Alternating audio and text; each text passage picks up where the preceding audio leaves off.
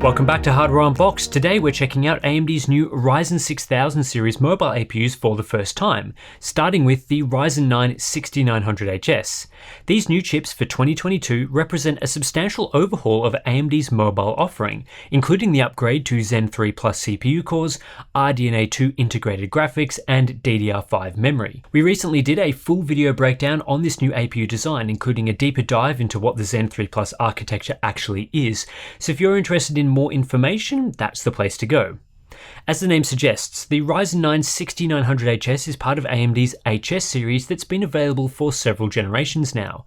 These chips target a 35W TDP for smaller performance-oriented systems, as opposed to the regular 45W TDP for the rest of their lineup. But aside from this TDP difference, the 6900HS is basically the same as the 6900HX on the spec sheet.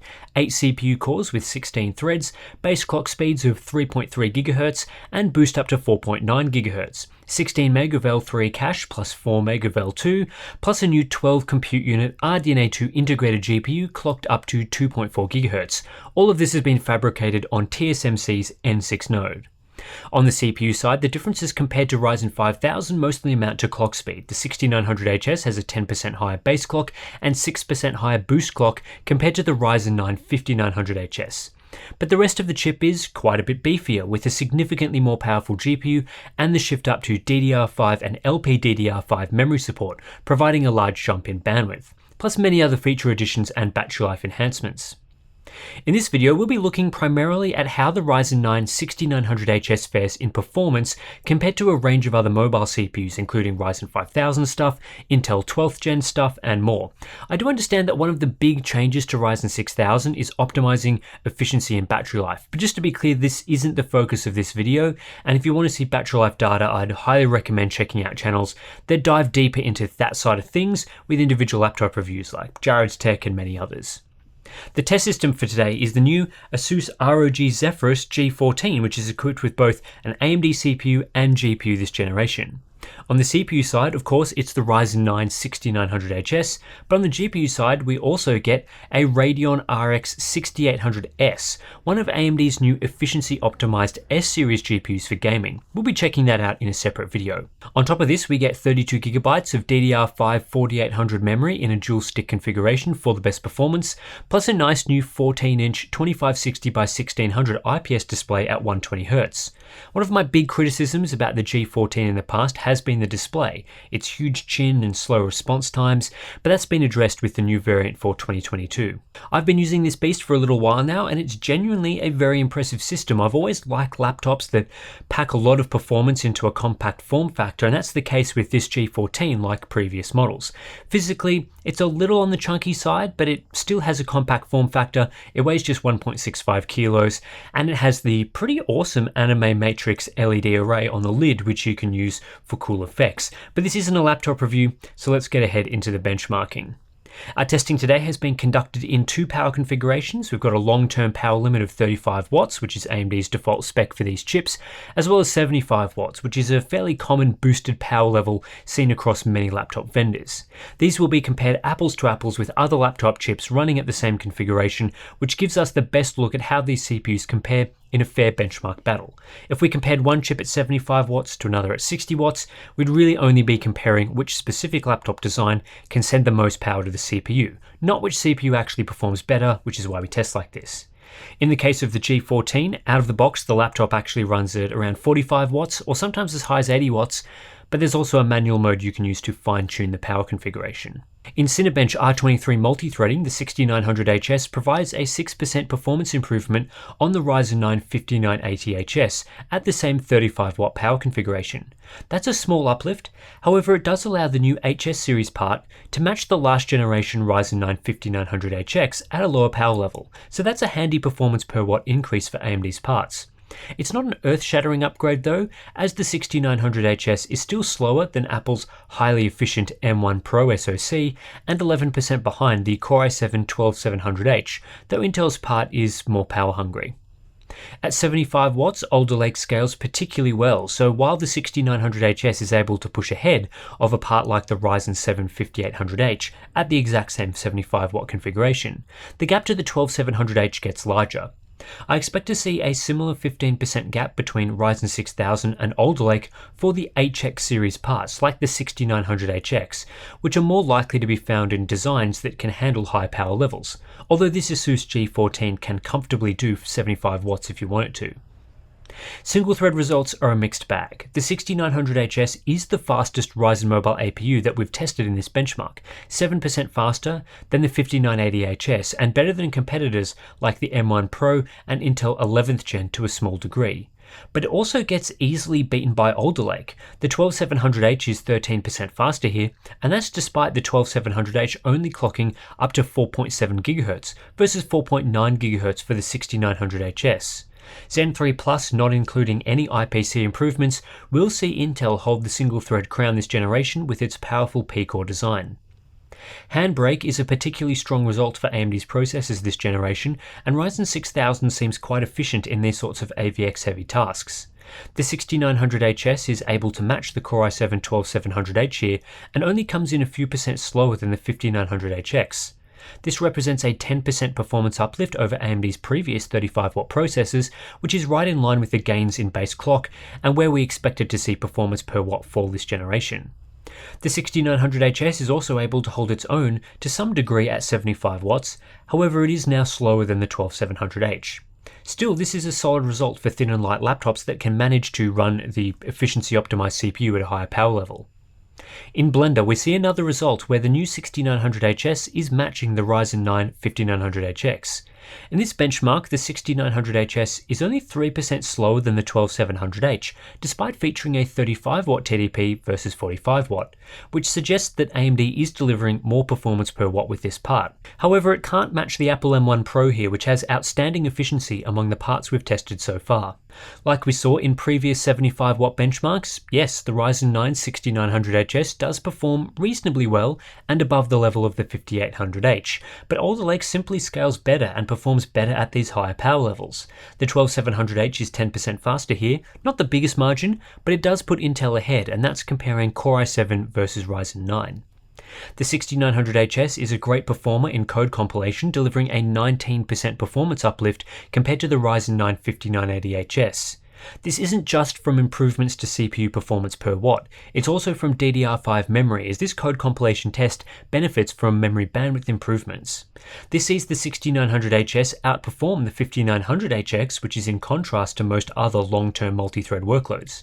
However, Alder Lake also benefits from DDR5, and as such is quite a bit faster here than the 6900HS even when configured at 45 watts. This margin only grows at 75 watts, so if you are looking for a code compilation machine and you get something that can run at higher power levels, Intel is clearly the way to go here. MATLAB is another benchmark that benefits from improved memory bandwidth that we're getting this generation. However, this is only able to bring AMD's 35-watt CPU up the chart from a mid-table position. It is 13% faster than the 5980HS and 5% faster than the 5900HX, but it still gets easily beaten by the Core i7 12700H and even some 11th gen processors. AMD needs to deliver an IPC gain to retake the lead in this test. Our Microsoft Excel test also shows a good gen-on-gen gain for the Ryzen 9 6900HS versus the 5980HS, 34% faster, and again a lot of this is down to DDR5 memory. However, this simply isn't enough of a gain to close the gap to the 12700H. Excel was one of the strongest results for Intel's new Alder Lake processors, and it's simply a lot faster here. The 12700H has a higher power limit for burst workloads like this, and it really takes advantage in addition to its IPC strength. In PCMark's applications workload, which measures Microsoft Office performance, the 6900HS is the fastest Ryzen processor we've tested thanks to higher boost clock speeds this generation, now hitting 4.9 GHz. But again, this isn't enough to close the gap to Alder Lake in lightly threaded tasks. The Ryzen 9 6900HS sees a significant performance uplift in 7-zip compression. This is another great result for Ryzen 6000 versus 5000, as it's able to beat even the 5900HX by 17%. But it does appear to be the case that in any workloads where Ryzen sees large gains, so does Intel with Alder Lake, and again the 12700H is still able to occupy top spot on the chart. AMD also can't claim the performance per watt crown in this benchmark, as the 6900HS is slower than Apple's M1 Pro, which is closest to the 6900HS in terms of CPU package power. In 7-zip decompression, I didn't see anywhere near the same performance uplift as in compression. The 6900HS is only 3% faster than the 5980HS, which puts it in a tie with the 5900HX and 12700H. Decent from a performance per watt standpoint, but hardly an exciting result. Acrobat PDF exporting does see a performance improvement for the 6900HS versus 5980HS on the back of a higher boost clock speed, although it's slower than the Alder Lake Core i7 12700H and quite far behind Apple's M1 Pro. It is good to see some improvements to single-thread performance this generation, but like we've discussed earlier, it's a lack of an IPC gain that prevents any further progress. In Adobe Photoshop, it's once again a mixed bag for Ryzen 6000. The 6900HS is 16% faster than the 5980HS, which comes down to a number of factors that we've seen benefit other benchmarks. But it still gets beaten handily by the 12700H here, which really is a beast for Photoshop work. Alder Lake's P-cores are so well suited to lightly threaded applications like this. The Ryzen 9 6900HS plus RX 6800S configuration is very disappointing in Adobe Premiere 2022. In terms of overall score, this system simply can't keep up with models that use NVIDIA GPUs, or ideally NVIDIA plus Intel. The main reason for this isn't export performance. This model, the G14, is actually very good at exporting, and while not as fast as some models equipped with Core i7 12700Hs and higher end graphics, it holds its own at much lower overall power consumption and is able to beat many last-gen configurations. Now, the main issue is in live playback performance. AMD models have issues with this test and seem held back by weak media engine support. Intel CPUs seem exceptionally good at this, especially since the 11th generation with big improvements to their decoders, plus tight software integration with Adobe. AMD needs to put in some work here to get performance up to a satisfactory level in Premiere. But it's not all bad in Adobe apps. The 6900HS plus 6800S configuration I think fares well in After Effects, outperforming older systems which at times have more power consuming parts. With just 115 watts of total system power to work with, it can't match the performance of the top end systems in this chart that can push over 170 watts, but that's to be expected given the size and class differences. In gigapixel AI image upscaling, again quite a respectable showing for this sort of system. This workload is run almost entirely on the GPU, so it's no surprise that faster GPUs are able to put up decent results, but I was still impressed with what the Asus G14 could do. And lastly, we have our Agisoft Metashape photogrammetry benchmark. Again, the 6900HS plus 6800S configuration sits in the middle of the chart, which I think is a solid result given its overall power consumption and form factor. Obviously, larger systems with bigger GPUs are performing better here. Next up is power scaling. The Ryzen 9 6900HS presents a clear performance per watt gain over previous generation products at all power levels. Compared to the previous best part from AMD, the Ryzen 9 5900HX, the 6900HS is delivering 9% better performance per watt at 35 watts right through to 75 watts. Essentially, the curve has been shifted upwards, which is good to see given AMD were claiming the entire point of Zen 3 Plus was to see better efficiency and better performance per watt. There are some other interesting things to note here. AMD is extremely competitive in the lower power range for multi-thread workloads. At 35 watts, the efficiency of the 6900HS matches the 12700H thanks to gains with Zen 3 Plus, and AMD is only marginally behind at 45 watts. This gives the 6900HS similar performance per watt to the Apple M1 Pro in this test, though slightly behind. So all of Intel, AMD and Apple are doing well this generation for lower power systems.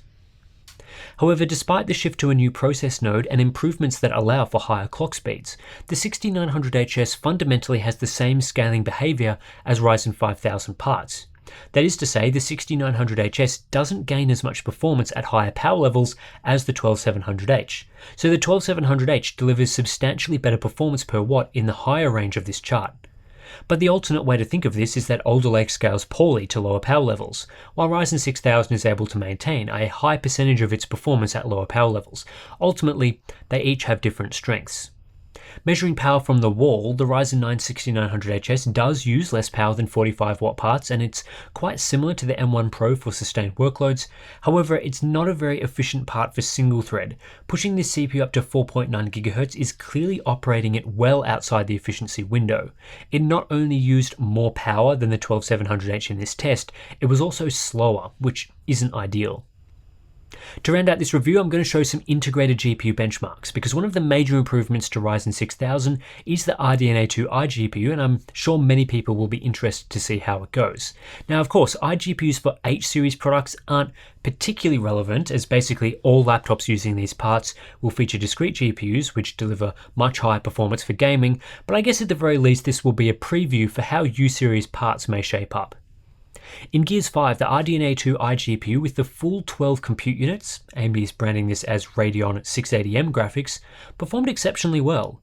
Performance was more than double what I saw with 8 Vega compute units in the Ryzen 7 5800H, and 35% faster than Intel's full 96 execution unit Xe GPU in the Core i7 12700H.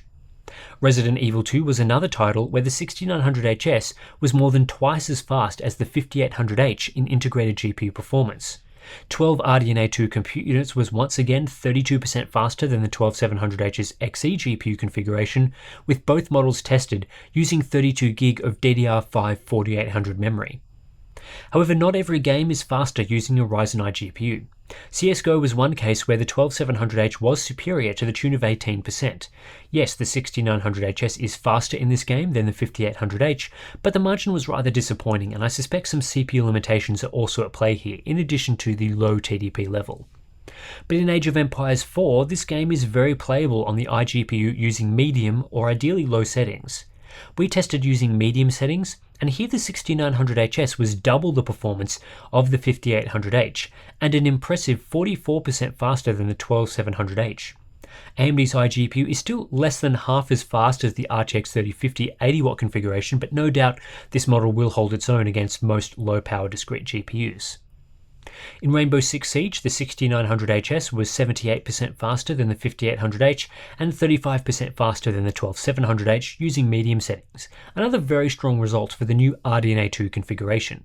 This title is really playable on an iGPU, and that's without needing to resort to resolution scaling or anything like that. This is native 1080p performance, and it's not even with the lowest quality settings. Last game to look at is Watch Dogs Legion, and this is another title where the 6900HS was almost twice as fast as the 5800H in iGPU performance, a massive generational leap. We're once again seeing about a 35% performance lead over the 12700H, and that's enough to make this game playable at 30fps using the lowest settings at 1080p. Not a great experience by any means, but Intel's best iGPU isn't even able to hold a 30fps average without turning the resolution down. Overall, when we look at the performance of the Ryzen 9 6900HS, it's an okay upgrade. Without a substantial improvement to the core architecture, one where we see IPC gains on the CPU, there's not a lot that AMD could have realistically achieved. Zen 3 Plus focuses heavily on efficiency and power, and that has led to a roughly 10% performance per watt improvement, occasionally higher thanks to the benefits of DDR5 memory support. That's a fairly average gain these days, not terrible for a mid-cycle architecture refresh, but not as good as I'm expecting from, say, a Zen 3 to Zen 4 upgrade. The good news is that this performance per watt gain allows AMD to be very competitive in lower power ranges. The 35 watt class, where the Ryzen 9 6900HS sits by default, is the sweet spot here, with efficiency very similar to the Core i7 12700H and even Apple's M1 Pro, despite both of these products having fundamental advantages, like Intel's newer architecture and Apple's use of a superior process node. This is a good result for the HS series and bodes extremely well for lower power parts in AMD's U series. The bad news is that the Ryzen 9 6900HS's CPU performance isn't competitive elsewhere. In higher power classes, Intel scales extremely well, so when we try and run the 6900HS at 75 watts, it gets easily beaten by Alder Lake. Now, the 6900HS isn't meant to be run at 75 watts, but it can in the Asus Zephyrus G14, and likely will in plenty of designs using the regular H and HX series parts. What I've seen today suggests that Alder Lake will be the way to go for any high power designs. Intel is also quite a bit faster in single-threaded tests thanks to the new P-Core design, which simply has higher IPC than Zen 3 Plus, and while Ryzen 6000 does clock higher, it can't get to where 12th gen parts are sitting right now. Of the other stuff AMD is bringing to the table, I am glad to see big improvements to the Ryzen APU platform. DDR5 is a welcome upgrade and does improve both application and gaming performance. PCIe 4.0 support was long overdue, USB 4 is a neat addition, and it's good to see AMD getting on the AV1 hardware decoding train as more and more video services move to AV1 streams. But a lot of these features are also present in Alder Lake, so AMD is merely catching up, not coming in with a notably better feature list. The one area where Ryzen 6000 is highly impressive is also unfortunately not super relevant for an HS series part, and that's the integrated GPU. The new RDNA 2 design with 12 compute units is so much faster than the previous Vega design that it's hard to believe. AMD holds a 35% performance lead on Intel this generation for integrated graphics, and while we'll have to wait and see how this translates to sub 30 watt parts, it is looking very promising. As for battery life, well, I can only give you anecdotal evidence based on my usage of this system, and it's fair to say battery life is very good, but I also haven't yet used a similar sort of Alder Lake laptop, so I don't really have anything to compare it to. All the designs I've used so far are larger and have been more optimized for performance to the detriment of battery life because you'll always be using them plugged in. It's too early to say how a Ryzen 6000 system like the G14 would compare against an equivalent Intel-based machine using a 35 watt-ish Alder Lake configuration. And this is usually why I don't test battery life, as there are so many variables at play and so many OEM configuration choices to worry about. But anyway, the G14 looks solid for battery life. And yeah, the Asus ROG Zephyrus G14 itself is a really neat laptop, and I'm liking the upgrades over prior models, including its faster GPU, which I'll get to benchmarking soon. And I'm sure Jared's Tech will have you covered with a full review of this thing shortly, among the many other reviews you can see on the internet right now, if you want some more in-depth thoughts on what this Asus laptop is bringing. Anyway, that's it for this review. If you're interested in supporting the channel and all the testing that we do for laptops and various laptop configurations, please consider supporting our independent testing via our float plan and Patreon pages. Links to those are in the description below. You'll gain access to things like monthly live streams, Discord chat, behind the scenes videos, all sorts of good stuff. So thanks for watching, and I'll catch you in the next one.